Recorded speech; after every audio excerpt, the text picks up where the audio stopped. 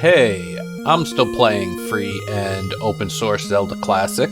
This is then Sage's books, Obake-san's Ghosts, and also part 28 of my Let's Play of Link's Decision 2, Chronos, The Tears of Fate. So, we beat the game already, of course. Now we're looking for the post-game secrets. They were not visible in the map. You couldn't get to them at all until you beat the game. Last time we beat secret number 1, that was the battle dungeon. That took a ridiculously long time. That was a long video to record. I was not paying too much attention to that, but we might as well go to secret number 2. This one actually isn't going to take that long, so we don't have to worry about any enemies or traps or anything in this dungeon. It'll be pretty easy, actually. Pretty easy to go through it, sort of.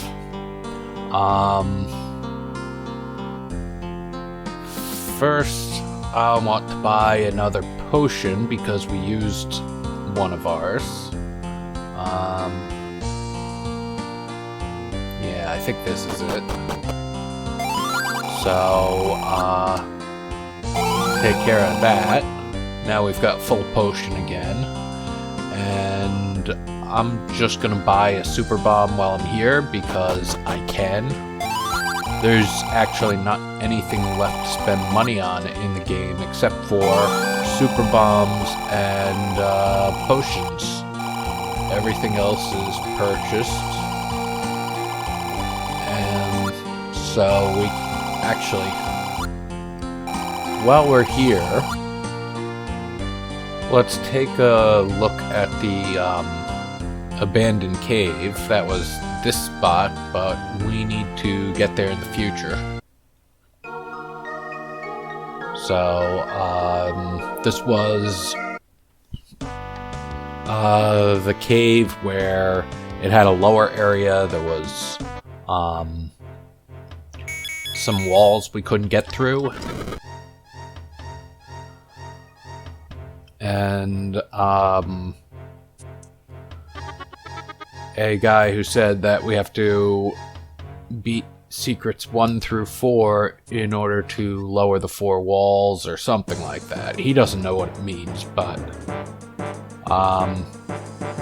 since we know what secrets mean, so yeah. First wall disappears. Second wall, we've got to beat secret number 2, which is our actual destination now. But yeah, the dungeon that we're going to, there's really gonna be nothing to talk about. It's just kind of random. You don't know where you're going or what you're doing with anything. And you just kind of have to run your way through. And hopefully it doesn't take long, but you never know. It is definitely possible to get stuck in an infinite loop with this, so it could technically go on forever. I don't think we have to worry about that, though. And this is at the top of the mountain, and the best way to get there is through the past. So we'll be able to climb the mountain here. And I better get off Whistle before I use it for something, or use it when I'm not expecting it. The past. So now we can work our way up. And of course, I'm gonna hit that other side every time. So, yeah, well, the dungeon is gonna make no sense, and we're not gonna know how far we've gotten with it. It'll just be odd. So, I guess I'm gonna have to find something else to talk about. First, we've got to go back to the future. I don't know how many times I've said that so far, probably too many. And it is right over here. I don't need money, there is no point anymore. And yeah, this is secret number 2. Invisible until we beat the game. So, let's take a look. Secret 2, crazy maze, warps are everywhere, and don't expect them to make sense. If you get tired and want out, use the whistle in any room you warp into. And yeah, this is the Pilot Wings song for the hang glider. Just kind of,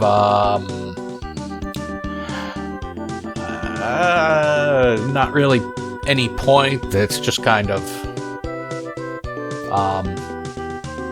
random. So, this is going to be a room that we warped into, just to show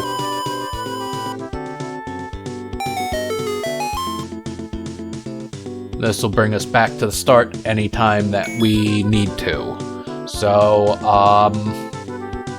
yeah, nothing to talk about now except for the frustration, because this side we have a red warp, this side we have a green warp, and on this side we have a yellow warp.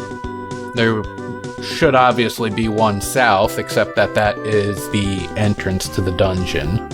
So you just take the warp and you end up somewhere. You're not sure where. You have no idea which way to go. There's no markers. I have no way of knowing where I am with this or how far I've gotten. And it's just gonna be, yeah, walking around. So, oh, and yeah, sometimes they don't have doors in all 4 directions. Oh, and here's purple. So,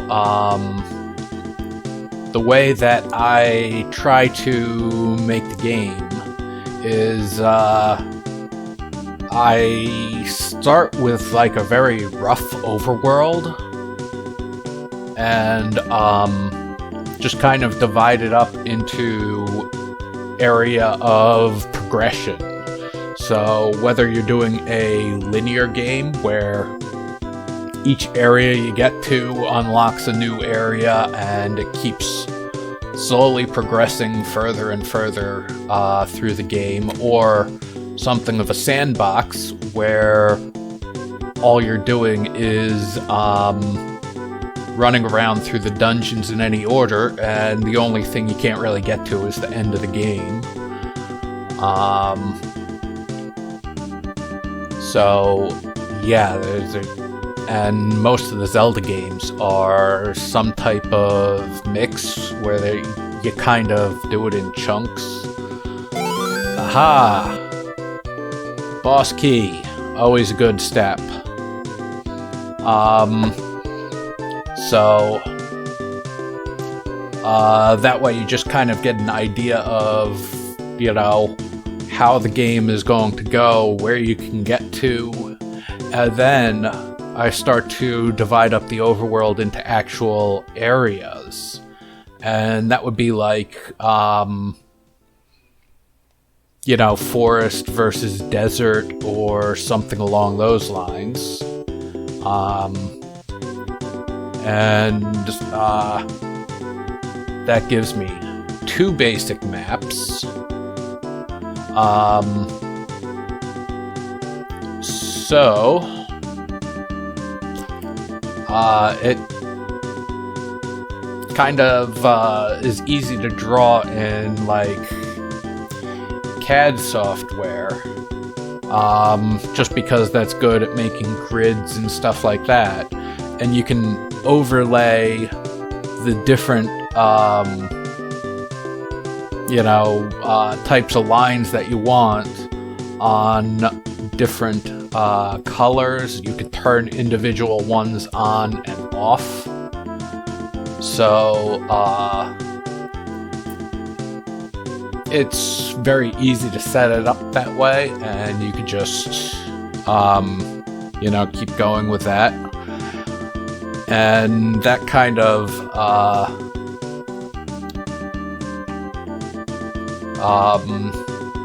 gets you the overworld. In my case, I had the overworld areas transition from one to another, including a music change. There could be other changes too, like spring to fall. Those work the same as the different colors in the dungeons and can make things darker or lighter. And here we are. We have made it to the end of the dungeon. We of course have the boss key, and we can finish it.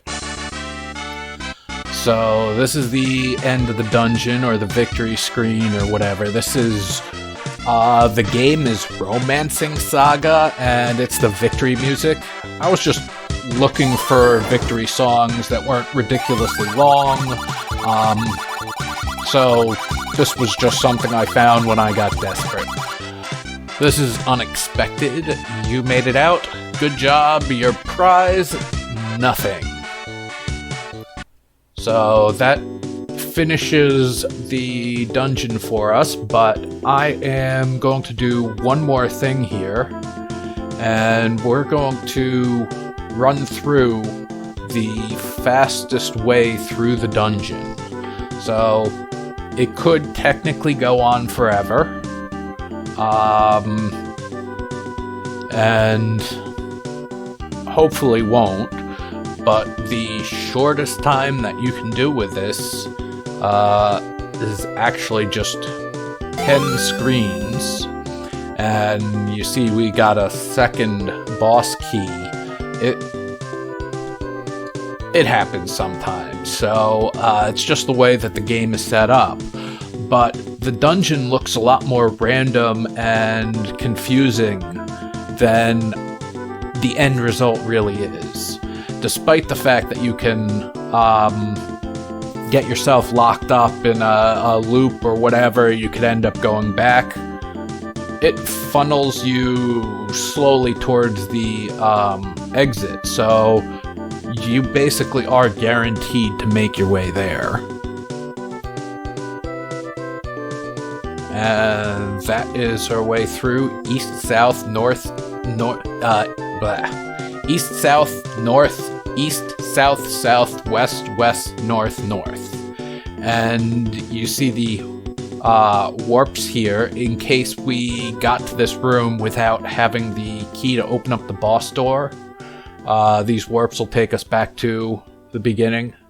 Those warps are only for show. It's impossible to get to that room without picking up a boss key, or at least one boss key. So, not really much of a point to them, but it makes it seem more impressive that you made it to the end, thinking that it was more random, and you're lucky to get the boss key along the way. But I think that we are going to end it right here with this short video. So next time we will have to go after secret number 3, which is puzzles. Thanks for watching.